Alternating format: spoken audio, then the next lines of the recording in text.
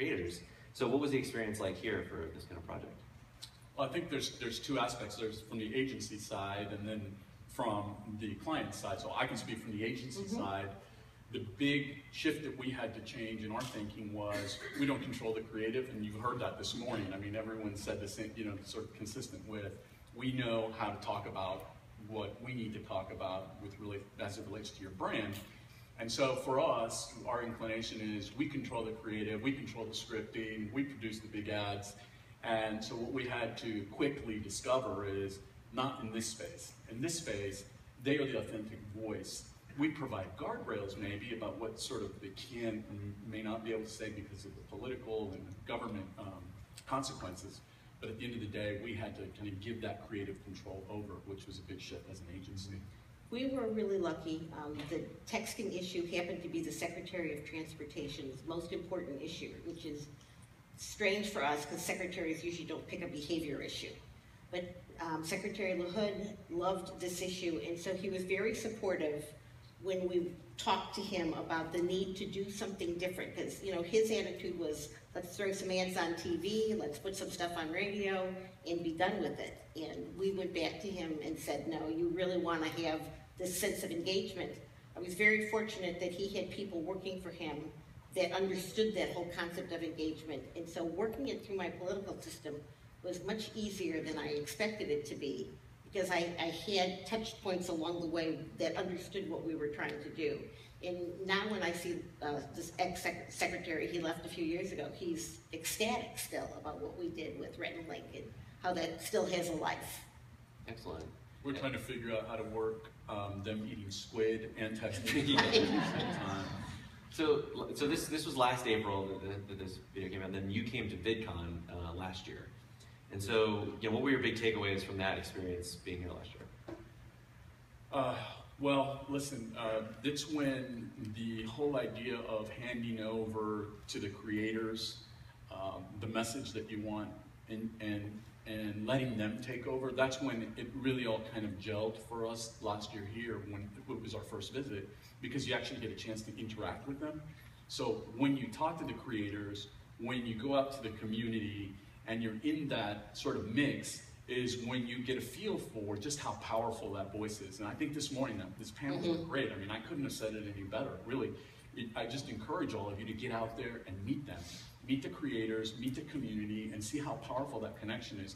Really, for me, that was the biggest thing that happened last year, was seeing the power of that. Was there like were there any like specific instances that you remember from? Oh, there was a bunch. Yeah.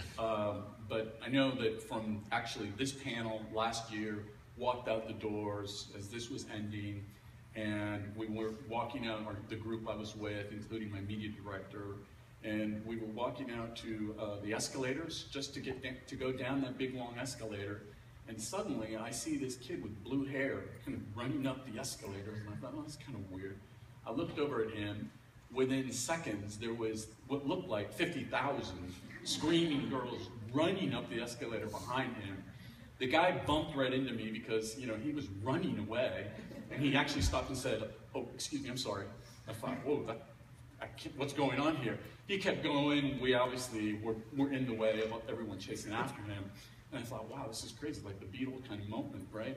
And later on that day, I ran into that kid at a backstage event, and he said, "Oh, hey, I'm really sorry I ran into you. My name is," and he had this very natural conversation, and I realized this guy has influence with all these people that he's talking to. But he's just a really very down-to-earth and grounded person, and so I realized these are the vehicles, really the best ways for us to communicate and engage with our audiences. Yeah. And by the way, our media director, as soon as that happened, jumped on the phone, called back to the office to all of our TV buyers and said, "The future is now. You guys need to get out here and look at this. This is crazy. It's changing." It's a very visceral week, I feel like, Yeah. for these things. So this video was not a one-off. You guys did another video with the Fine Brothers that was watched 7 million times. How has this shifted your strategy and thinking ongoingly? Well, we don't want these to be just a one-off. So the way we have started looking at our media budget is we are pulling money right off the top to make sure that we have some resources available to continue to work with the creators.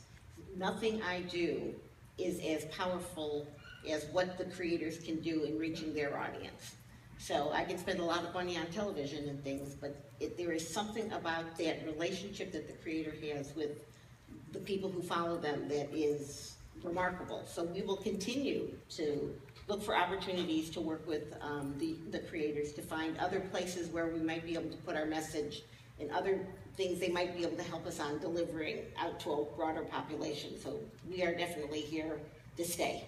And speaking of broader population, I mean, Sue doesn't like to brag, but really the Department of Transportation and her office in particular has done some landmark work throughout the federal government. Nobody's done this kind of work. In fact, just recently we did a seatbelt campaign to reach bilingual, bicultural Latinos in the United States, an exploding demographic that everyone's trying to figure out how to communicate with. We found a great creator, Daniel Fernandez, and we created a piece that resonated and had millions of views immediately in the first week. But again, I go back to the engagement. We watched the views go up and we're like, oh, that's fantastic. But the way people were sharing it in both languages and across culture, it was unbelievable. And the message was, click it or take it. I mean, it's not really, seatbelts, but these creators have a way of communicating that and making it go out into and change behavior. Yeah, so for this crowd, as you're thinking about the way you're going to use YouTube in the future, what is one thing that everybody who's working with a brand in this room should be thinking about in their brand strategy? Go ahead.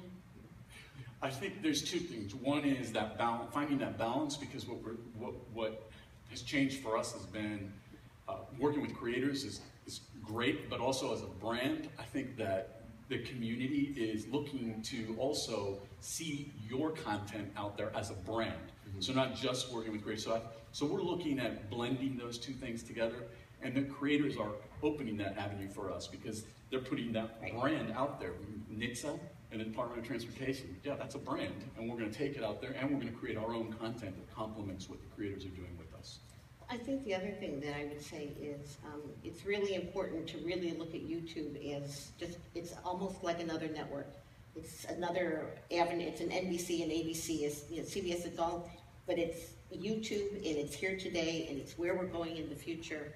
And so if you're working with your media strategists and you see a really traditional plan that continues to do television, print, radio, outdoor, you need to ask the question, where's YouTube in all of this? Because that's going to get you a different population that many of the brands in this room really want to talk to.